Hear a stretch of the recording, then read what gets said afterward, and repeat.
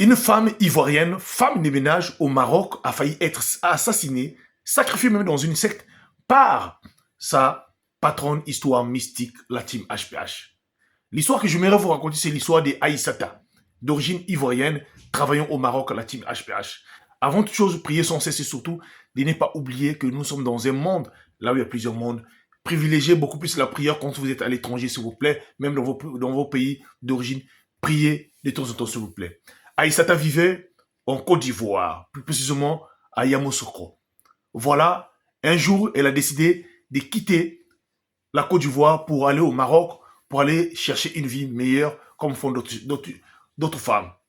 Arrivée, la team APH au Maroc, très vite, Aïssata directement se lance à la recherche de son travail après plusieurs mois, la team HPH.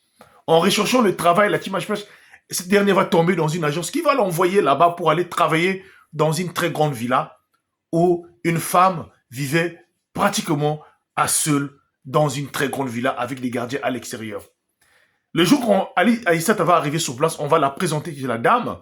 Alors, son corps, elle avait failli refuser, mais comme elle était à la recherche du travail, elle a fini par accepter la team HPH en voyant la maison était tellement si grande.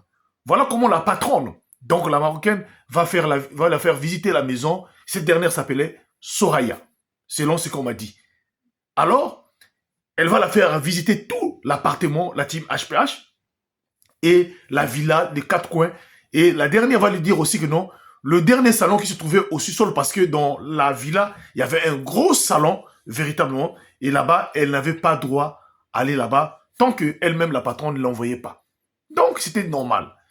Elle commençait à travailler, mais sauf que pendant son travail, puisqu'elle devait dormir aussi là-bas, pendant son travail, elle constatait à chaque fois quand elle travaillait, souvent les objets, quand elle arrangeait, elle nettoyait, quand elle se retournait, les objets étaient sautés par terre. Donc il y avait des phénomènes un peu bizarres, un phénomène un peu paranormaux dans cette maison, dans cette villa-là, même la journée. Un jour, elle décide donc de se rapprocher auprès du vigile, de se renseigner auprès du vigile, de lui parler un peu l'histoire de la maison et ceux qui ont travaillé là-bas avant elle.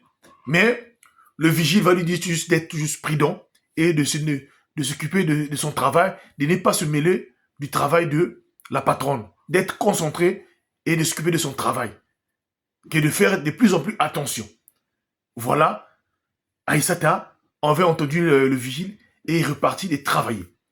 Après avoir passé un mois au sein de cet appartement, de cette villa-là, un jour, sa patronne qui s'appelle Soraya, qui va l'appeler vers le soir en disant à Aïssata, en tout cas aujourd'hui, j'aurai une très grande réunion avec mes partenaires qui vont venir. Donc nous allons passer une petite fête dans le grand salon, le grand séjour qui se trouve au sous-sol. Donc, comme c'est toi qui vas nous ramener un peu de trucs à manger, voilà, j'aimerais que tu sois bien habillé, parfume-toi bien, sois propre vraiment, et que tu vas nous aider vraiment à chaque fois parce que tu vas nous ramener des choses là-bas. Cette dernière, comme c'était son travail, mais elle avait quand même des doutes. Elle avait quand même un sentiment bizarre. Mais elle finit par accepter. L'heure arrivée vers 0 heure. Donc, la patronne qui était en bas avec des gens appelait Aïssata de ramener de la boisson, des vins comme on l'avait demandé. Cette dernière, elle descend au sous-sol. Mais quand elle descend au sous-sol, la porte derrière se referme automatiquement. Elle ne s'est pas rendue compte. Jusqu'à là, elle se sentait pas tellement trop en danger. Elle est descendue au sous-sol, un gros salon. Elle se rend compte dans ce salon-là, il y avait plein de personnes qui étaient là, mais tous étaient habillés en noir avec la tête qui était cagoulée. Et là, elle a commencé à avoir peur. La patronne qui était là, qui dit à Aïssata, non, avance, n'aie pas peur, viens déposer la boisson. Donc, quand la jeune femme arrive au milieu pour déposer la boisson, voilà comment la patronne explique maintenant à tout le monde qui était là-bas, aujourd'hui, nous allons sacrifier la personne, mais la personne, elle est là devant nous. Aïssata, pris de panique, elle a failli véritablement fuir. Mais deux personnes qui étaient devant, elle, donc c'est des hommes qui l'ont retenue et qui l'ont placée sur la table, là où elle est en train de mettre la boisson. Et sa patronne, qui venait comme pour faire un sacrifice, mais un miracle qui s'est produit au sein de cette villa-là, ce jour-là. Un vent qui a soufflé et une dame qui s'est apparue et qui s'est interposée afin qu'on ne puisse pas toucher cette servante-là qui travaillait là-bas. Elle était prise dans la panique. Voilà comment toutes les personnes qui étaient tout autour de la table ont été propulsées de loin, y compris même la patronne sa patronne qui s'appelait Soraya. Alors, cette dernière, après avoir se levé, se libéré, cette femme qui s'est apparue, là, l'a touché sur l'épaule et aussitôt, elle a disparu. Elle s'est retrouvée hors de la villa, la team HPH.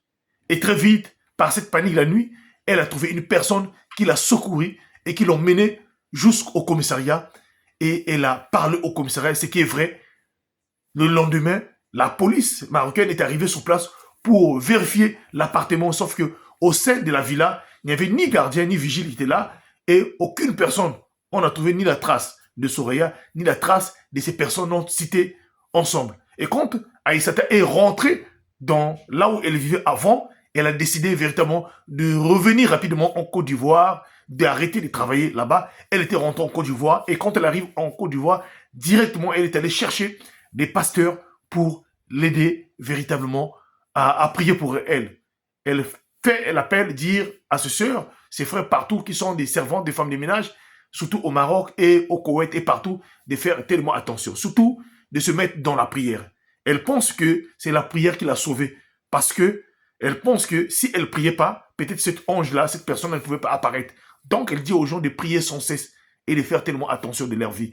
Car dans ce monde-là, beaucoup de personnes, vous voyez, qui sont très très riches, sont parfois dans des milieux, dans des sectes bizarres. Et on profite par la faiblesse de certaines personnes pour leur donner en sacrifice. Faites attention. Partagez-moi cette histoire. C'était HPH, l'homme à plusieurs histoires. Je vous remercie.